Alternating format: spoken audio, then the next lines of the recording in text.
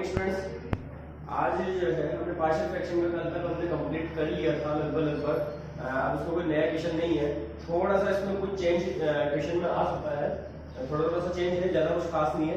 अब देखो मैंने आपको बताया था कि 9th 12th और आपका जो 18th क्वेश्चन है, इन क्वेश्चन में आपके न्यूमरेटर में पावर इक्वल से ज़्यादा या इक्वल है, मतलब डिनोमिनेटर से डिनोमिनेटर के इक्वल या फिर ज़्यादा है।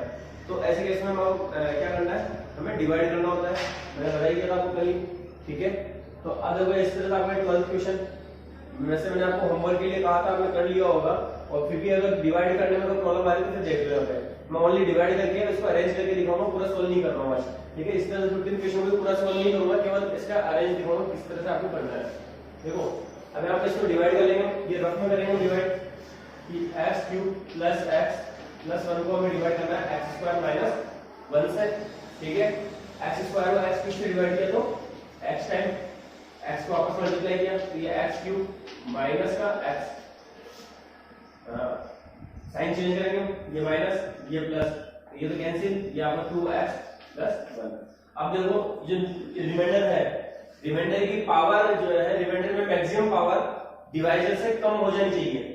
इक्वल रहती है तब तक हम डिवाइड कर सकते हैं, लेकिन पावर कम होने के बाद फिर हम डिवाइड नहीं कर पाते हैं। यहाँ पर रिमाइंडर बच गया बस, इसकी डिवाइजर की पावर कितनी, मैक्सिमम पावर 2 है और यहाँ पे 1 आ गई। अब आप आगे डिवाइड नहीं कर सकते हैं, उसको हम इसी तरह से लिख लेंगे। तो ये देखो आपका क्या हो जाएगा, i इक्वल टू हो जाएगा ये x, जो आपको कल बताया था मैंने, ये कोसेंट है तो कोसेंट बिल्कुल अलग, प्लस ये 2x plus 1 reminder upon divider. ये आपका क्वेश्चन हो गया, ठीक है।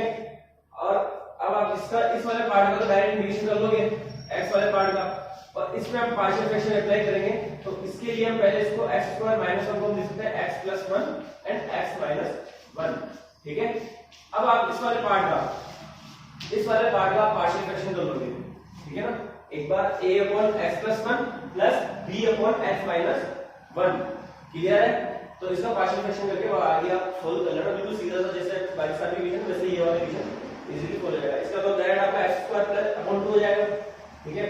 अब देखो 15 क्वेश्चन में x⁴ माइनस 1 है, तो इसको किस तरह से चेंज करोगे आप, इसको लिखोगे आप पहले तो x² a² माइनस b² क्या होगा, तो x² plus 1 and x² minus 1, ठीक है। लेकिन इसमें फिर से अप्लाई होगी वाली आइडेंटिटी इस वाले पार्ट में, जब माइनस है, प्लस वाले में तो कुछ भी नहीं हो सकता, प्लस वाला वो क्वांटिटी रहेगा, है ना। कल किया था मैंने x² प्लस 1 का, तो वही जैसे वैसे ये क्वांटिटी रहेगा। इसको लिख सकते हैं हम, देखो x प्लस 1 और ये x माइनस 1 और ये वाला आपका x² प्लस 1। इसमें अप्लाई किया वापस से a² माइनस b², तो ये आ जाएगा। अब इसको हम पार्शियल फ्रैक्शन कर लेंगे, क्या हो जाएगा ये वाला पार्ट। चलो मैं इसका पार्शियल फ्रैक्शन में भी अरेंज करके आपको दिखा देता हूं, इससे आगे फिर तुम खुद करोगे। इसको हम क्या लिख सकते हैं, a upon x plus 1 plus b upon x minus 1 and plus cx plus d upon x² plus 1, ठीक है। जब तक लीनियर टर्म्स है हमारे पास, जब तक लीनियर टर्म्स है तब तक हमारा a upon this, b upon this, c upon this चलता रहेगा। फिर जैसे क्वांटिटी आएगा तो वहां पे दो कांस्टेंट एक साथ लेंगे, ये क्वांटिटी आया, दो कांस्टेंट एक साथ लेंगे यहाँ पे cx plus d upon quantity equation, ठीक है। अब इसको हम सिंपल सॉल्व कर लो आप, कुछ भी वैल्यू पुट करके a b c d की वैल्यू में कैसे करके फाइंड करनी है, ठीक है। तो ये आपका 15 क्वेश्चन तक मैंने समझा दिया है। अब आप देखो यहाँ पे 16th क्वेश्चन, ठीक है। 16 17 18 19 20 इनमें करना क्या है, हमें यहाँ पे वही थोड़ा सा जो है सब्स्टिट्यूशन मेथड भी अप्लाई करना पड़ेगा साथ साथ, ठीक है ना। पार्शियल फ्रैक्शन से पहले सब्स्टिट्यूशन मेथड अप्लाई करना होगा। देखो क्या करेंगे इसमें, आप पहले देखो 16 question,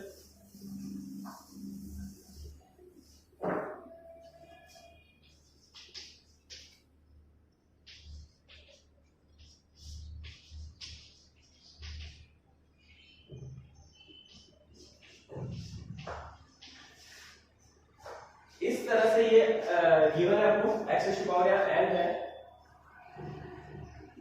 clear.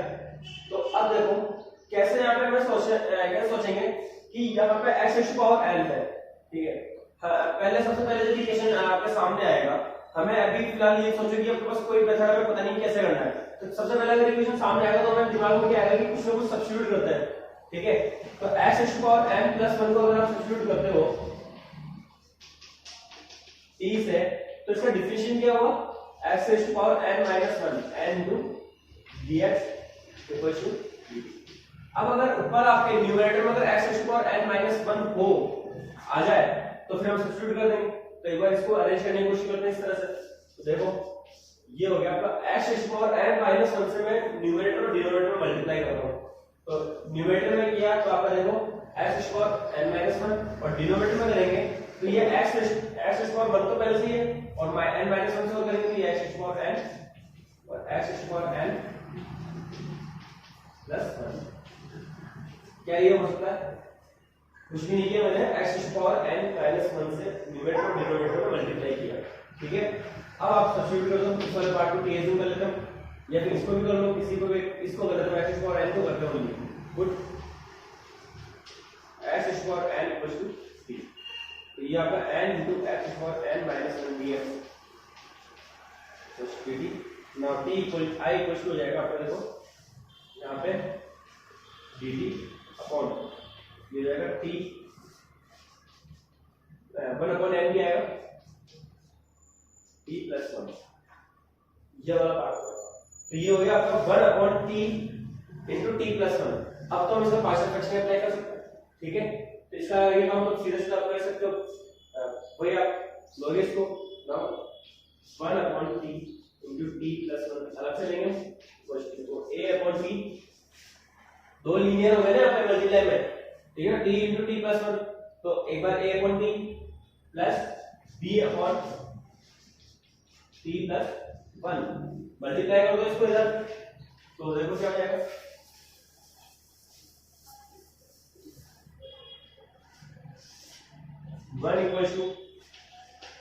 a × t + 1 + b। a और b की वैल्यू फाइंड करनी है हमारे को। तो अब वही नॉर्मल प्रोसेस चल रहा है आपका, ठीक है ना। t की वैल्यू क्या पुट करेंगी, a की वैल्यू आ जाए, b की वैल्यू आ जाए, एक बार 0 पुट कर लेते हैं तो ये 0 जाएगा और a की वैल्यू मिल जाएगी पुट t = 0।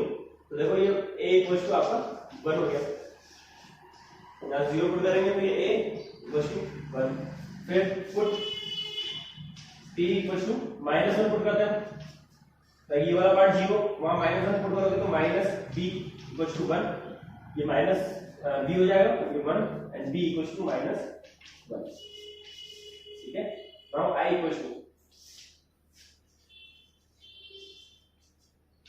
1/n, तो ये वाला बाहर है ऑलरेडी, ठीक है।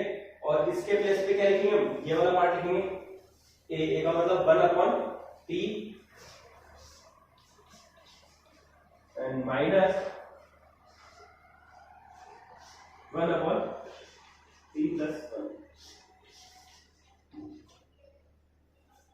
ठीक है। इंटीग्रेशन कर देते हैं, i = 1/n log t -log t + 1 c, ये बराबर है बेसिक में। तो ओवरऑल ये हो गया i = हो गया आपके पास 1/n log t/t + 1 + c and i = 1/n। t की वैल्यू पुट कर देते हैं, t किसको एज्यूम किया हमने, x⁴n को किया था, तो t के प्लेस पे आप x⁴n पुट कर दो, x⁴n/x⁴n + 1 + c। तो वही आपका नॉर्मल प्रोसेस है। उसके बाद बस यहाँ आपका थोड़ा सा डिफरेंट था कि हम क्या इस तरह से मल्टीप्लाई या डिवाइड कर रहे हैं कि ये आपका सब्स्टिट्यूट करने पर ये इस वाले फॉर्म में आ जाए, इससे डिफरेंशिएशन हो जाए और जो डिफरेंट टर्म्स है वो आपकी साइड में हो जाए, ठीक है ना। तो सर इस तरह से हमें आपको इसका करना है। अब देखो जो नेक्स्ट क्वेश्चन है आपका sin cos वाला। अब देखो आप 17, 19 और 21 क्वेश्चन, इनको मैं एक्सप्लेन कर रहा हूँ, ठीक है। इनको करना आपको खुद को ही है, मैं केवल इनकी स्टार्टिंग स्टेप्स है वो समझा रहा हूँ। उसके बाद जो आपको कॉमन स्टेप्स होगी, कॉमन तरीका जो है आपको पार्शियल क्वेश्चन को आपको खुद को करना है, ठीक है ना। स्टार्टिंग का जो प्रोसेस है समझा रहा हूँ, इसमें आपको सीधे सीधे दिख रहा होगा कि सब्स्टिट्यूट क्या करें इसमें कि ये हमारा उस फॉर्म में आ जाए, पार्शियल फ्रैक्शन की हम अप्लाई कर सकें। देखो यहाँ पे अगर मैं sin x को अगर t से रिप्लेस करता हूँ साइन एक्स को अगर हम t से रिप्लेस करते हैं, put sine x equal to t, तो इसका डिफरेंशियल क्या हो जाएगा, cos x dx equal to dt, क्योंकि इसका साइन एक्स का डेरिवेटिव आपके पास ऊपर है, न्यूमरेटर में है, साइन एक्स का डेरिवेटिव है हमारे पास यहाँ पे cos x, ठीक है। तो हम रिप्लेस कर दिया हमने इजीली, ये हो गया i इक्वल टू हो गया यहाँ पे बता ओनली dt, या हम लिख सकते हैं ओनली 1 अपॉन ये हो गया 1 माइनस t और 2 माइनस dt हो गया बिल्कुल इजीली। अब हम यहाँ से पार्शियल फ्रैक्शन कर लेंगे, कोई दो लीनियर हो गई आपके पास, ठीक है ना, a upon this t 1 minus t और b अपॉन 2 माइनस t। ये माइनस t होने की वजह से हो सकता है आपको थोड़ी सी प्रॉब्लम आ सके, तो चाहे तो हम यहाँ पे एक काम और कर सकते हैं कि इन दोनों टर्म में से माइनस को निकाल दो, t पूरा इक्वेशन पॉजिटिव आ जाएगा, इसको हम ये लिख सकते हैं 1 upon t minus 1 and t minus 2, क्योंकि दो माइनस कॉमन निकालना ना, एक माइनस यहाँ से कॉमन निकाला, एक माइनस यहाँ से कॉमन निकाला, माइनस माइनस प्लस भी हो जाएगा और आपके दोनों ही t माइनस 1 t माइनस 2 बन गया आपका, ठीक है। इससे आपका कंफ्यूजन और थोड़ा सा कम हो जाएगा, ठीक है, कैलकुलेशन में प्रॉब्लम नहीं होगी, तो अब आप इसमें पार्शियल फ्रैक्शन अप्लाई कर लोगे, ठीक है ना। अब आगे काम आप खुद करोगे इसमें, बिल्कुल सेम ऐसा वैसे आप इसमें देखो, बिल्कुल ऐसे यहाँ पे x स्क्वायर को मैं t से रिप्लेस करता हूँ, इसका डेरिवेटिव क्या होगा 2x, जो कि आपके पास ऊपर गिवन है, ठीक है ना। भाई आप x स्क्वायर को t से रिप्लेस करोगे, इसका डिफरेंशियल 2x dx तो dt, तो ये इसको क्या हो जाएगा, ये वाला पार्ट हो जाएगा आपके पास ऊपर तो ओनली dt अपॉन ये t plus 1 and t plus t, बिल्कुल सेम ये फॉर्मेट आ गया, ठीक है ना, सेम फॉर्मेट है दोनों का, आगे आप खुद करोगे।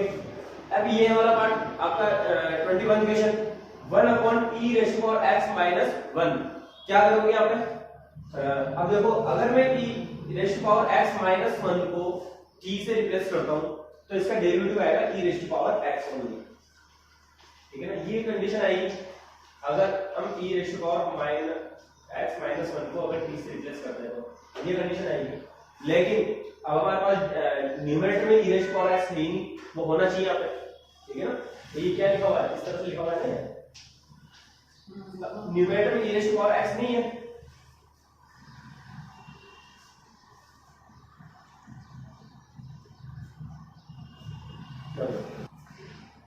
सॉरी अब देखो इधर हम अगर e raise to power x minus 1 को अगर t एज्यूम करते हैं तो इसका डिफरेंशियल आपका क्या है e raise to power x, जो कि नहीं है हमारे पास।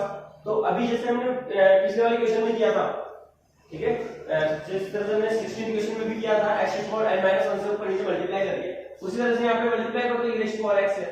तो देखो हम i को, ये तो रफ वर्क है, ठीक है ना, तो अगर हम यहाँ पे i इक्वल टू इस तरह से करता हूँ,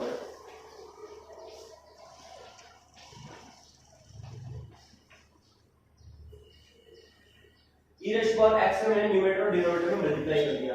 अब मैं e raise to power x को t एज्यूम कर लेता हूं, ठीक है, इसका डिफिनेशन आपका यही रहेगा e raise to power x dx equal to dt। तो i इक्वल टू क्या हो जाएगा आपके पास, ऊपर का अपॉन dt और डिनोमिनेटर में t t माइनस 1, बिल्कुल सेम टू सेम जैसा अभी हमने 16th इक्वेशन किया, तो वहां पे t प्लस 1 था और ये t माइनस 1 हो गया, बाकी सेम टू सेम, कोई प्रॉब्लम कोई चीज है, ठीक है। अब मैं लास्ट क्वेश्चन आपको 18th क्वेश्चन करवा रहा हूं, बाकी सारा वर्क पूरी एक्सरसाइज आप कंप्लीट करोगे, 18th क्वेश्चन और मैं करवा रहा हूं सर, ठीक है।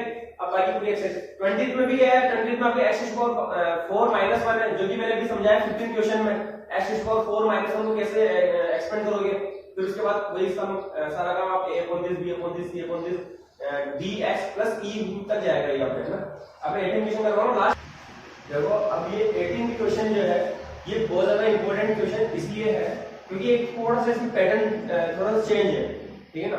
वैसे हम इसको सिंपल पैटर्न जो भी हम कर रहे हैं उस पैटर्न से भी कर सकते हैं, सिंपल भी कर सकते हैं, लेकिन उसमें आपकी कैलकुलेशन जो है वो बहुत टफ हो जाएगी, ठीक है ना, कैलकुलेशन ज्यादा बहुत ज्यादा टफ हो जाएगी।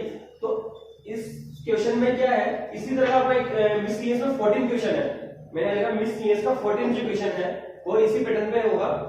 अगर आपकी इस जो फंक्शन है, इस फंक्शन की ओवरऑल पावर अगर इवन है, ठीक है ना, ओवरऑल पावर क्या है, इवन है, मतलब न्यूमरेटर में भी अगर इवन पावर है मैक्सिमम पावर और डिनोमिनेटर में भी मैक्सिमम पावर इवन ही है, ठीक है। जैसे इसमें मैक्सिमम पावर तो कितनी होगी, न्यूमरेटर में 4 होगी, अगर ब्रैकेट खोलेंगे तो x टू पावर 4 आएगा, इसी तरह डिनोमिनेटर में भी x टू पावर 4 आएगा, ठीक है।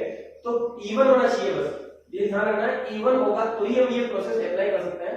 अगर एक भी जगह ऑड है, या तो न्यूमरेटर में ऑड है या डिनोमिनेटर में ऑड हो, ओवरऑल पावर अगर ऑड है, ठीक है, तो फिर ये प्रोसेस अप्लाई नहीं होगा, फिर तो हमारा जो भी चल रहा था वही हम कर सकते हैं, ठीक है।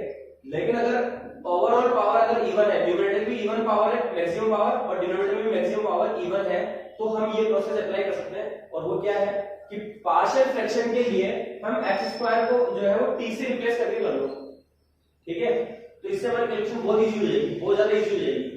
तो x स्क्वायर को t रख रहा हूं, देखो इस तरह से x स्क्वायर, पहले एक बार ये सिंपलीफिकेशन,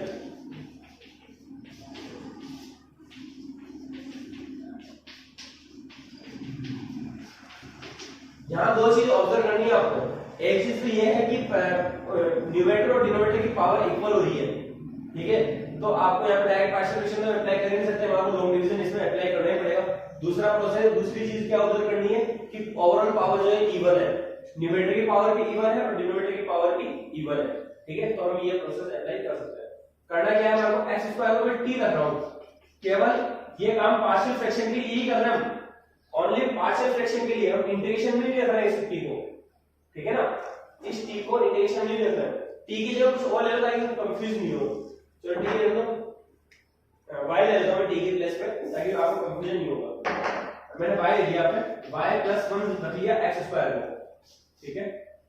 तो y प्लस 2 अपॉन ये y प्लस 3 y प्लस 4, केवल पार्शियल फ्रैक्शन के लिए ही रखना है हमारे को, इंटीग्रेशन में नहीं रखना है। इंटीग्रेशन के अंदर नहीं रख सकते इस तरीके से, ठीक है ना। इंटीग्रेशन के लिए तो फिर सब्स्टिट्यूट करना पड़ेगा डिफरेंशिएशन करके, हम डिफरेंशिएशन नहीं कर रहे हैं, केवल पार्शियल फ्रैक्शन के लिए कैलकुलेशन को इजी बनाने के लिए x स्क्वायर को ओनली y t कुछ भी एक वेरिएबल ले लेंगे हम, क्लियर। अब देखो इसको रख रहा हूं मैं, ब्रैकेट बोला इसका, ये हो गया आपके पास y square plus 3y plus 2 y square 3 plus 4 7y plus 12, ठीक है, ये आ गया इसमें। अब इसको डिवाइड करो, लॉन्ग डिवीजन से सॉल्व करो, तो लॉन्ग डिवीजन सॉल्व कर लेते हैं रफ में, y square plus 3y plus 12 plus 2, इसको डिवाइड करना होगा आपको, y square plus 7y plus 12 से, देखो डिवाइड करो, y स्क्वायर से 1 टाइम डिवाइड हो रही है, y स्क्वायर से y स्क्वायर 1 टाइम डिवाइड हो रहा है, ये y स्क्वायर 1 से इसको मल्टीप्लाई करेंगे तो 7y प्लस 12 माइनस करो, तो ये तो कैंसिल, और प्लस का 3y माइनस का 7y माइनस का 4y बचेगा, प्लस का 2 माइनस का 12 तो माइनस का 10 बचेगा, ठीक है। ये डिवाइड हो गया, इसको डायरेक्ट यहाँ पे लिखूंगा, रिमाइंडर आपका 1, सॉरी परसेंट आपका 1 और रिमाइंडर आपका माइनस का 4y, तो माइनस 4 में निकाल दिया मैंने अपॉन दिस,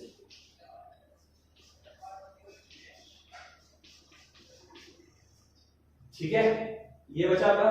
अब डिनोमिनेटर को वापस में यही लिख रहा हूं, यही तो इस डिनोमिनेटर को वापस से यही सेक्शन करके यही लिख रहा हूं मैं, तो 1 minus 4y plus 10 upon y plus 3 and y plus 4। अभी तक हमने पार्शियल फ्रैक्शन नहीं किया है, ठीक है ना, अभी तक तो इस तरह से लिखा है।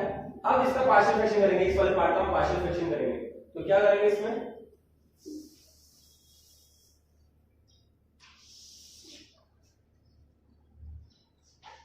या फिर आप लिख लो बाय पार्शियल फ्रैक्शन,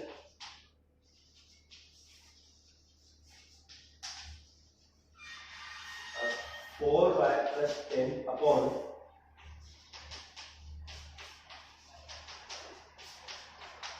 अब देखो वही आपका दो लीनियर है, तो a upon y plus 3 plus b upon y plus 4, ठीक है, क्योंकि इस वाले पार्ट का करना है पार्शियल फ्रैक्शन बनता तो हम डायरेक्ट इंटीग्रेशन कर ही लेंगे, तो इस वाले पार्ट का हमें पार्शियल फ्रैक्शन करना है, इसको मैंने पार्शियल फ्रैक्शन कर दिया।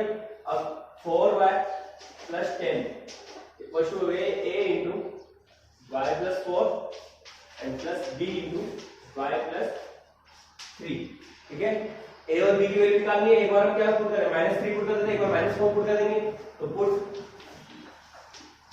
y इक्वल्स टू -3, तो -3 से ये वाला 0, यहाँ -3 से a बचेगा ओनली, यहाँ -3 रखोगे तो 4 into -3 plus 10 equal to a into, इधर ओनली 1 बचा और ये आपको हो गया माइनस का 12 plus 10 only 2, a equal to हो गया -2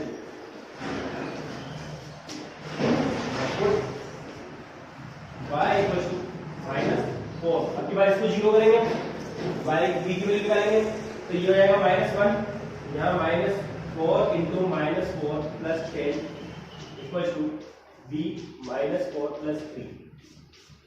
ये -1 और इधर बचा आपका माइनस का 16 प्लस 10 माइनस का 6 और माइनस का 6 माइनस का b, तो b इक्वल टू आपके पास आ गया यहाँ पे 6।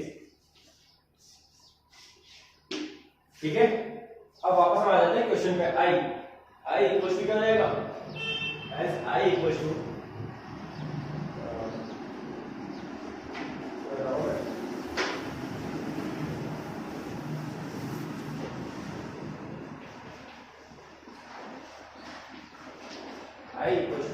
देखो वापस से यहाँ पे जो है इस पार्शियल फ्रैक्शन को एक साथ हम यहाँ पे y ज्यादा आ रहा, वहां पे हम y को नहीं लिया था, x स्क्वायर लिया था, लेकिन इंटीग्रेशन के अंदर हम y नहीं लिख सकते, तो इंटीग्रेशन के अंदर मैं वापस x स्क्वायर ही लिखना होगा, तो जहां जहां y है वहां पे मेरे को x स्क्वायर लिखना होगा। ठीक है ना, तो यहाँ पे था 1 माइनस ये वाला part a upon this minus का 2 अपॉन y की प्लेस पे x स्क्वायर प्लस 3 और प्लस 6 अपॉन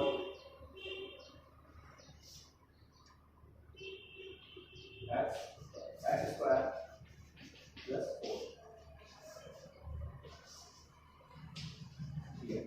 ठीक है, हमने डिवाइड किया तो 1 माइनस ये वाला पार्ट था 4y प्लस 10 अपॉन दिस, और इसको मैं पार्शियल फ्रैक्शन करके हमने क्या ले लिया, ये आ गया a की वैल्यू, ये वाला पार्ट आ गया पर a की वैल्यू -2, b की वैल्यू आपकी 6 और ये रख दी मैंने यहाँ पे। तो i इक्वल टू देखो क्या हो गई 1 माइनस ब्रैकेट कर देता हूं सारे minus minus plus 2 upon x square plus 3 और minus 6 upon minus plus minus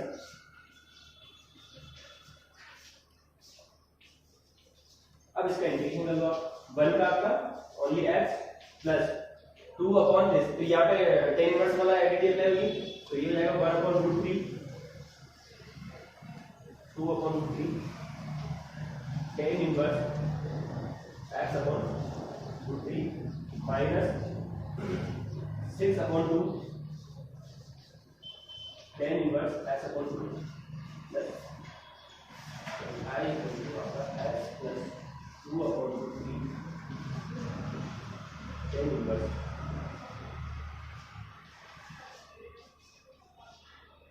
-3 tan inverse ये आपका इसका एडिशन है। ठीक है, तो ये इंपॉर्टेंट क्वेश्चन था, ये आपका 6 मार्क्स में आने वाला क्वेश्चन है। ठीक है ना, और कई बार आया भी है 6 मार्क्स में क्वेश्चन आएगा डायरेक्टली। ओके, तो आज आपकी ये एक्सरसाइज कंप्लीट हो गई है। इस एक्सरसाइज को आप सारे एग्जांपल और जो भी रिमेनिंग क्वेश्चन है उनको सबको कंप्लीट कर लोगे और मुझे होमवर्क सेंड करना है आपको इस एक्सरसाइज को कंप्लीट करके। Okay, thank you.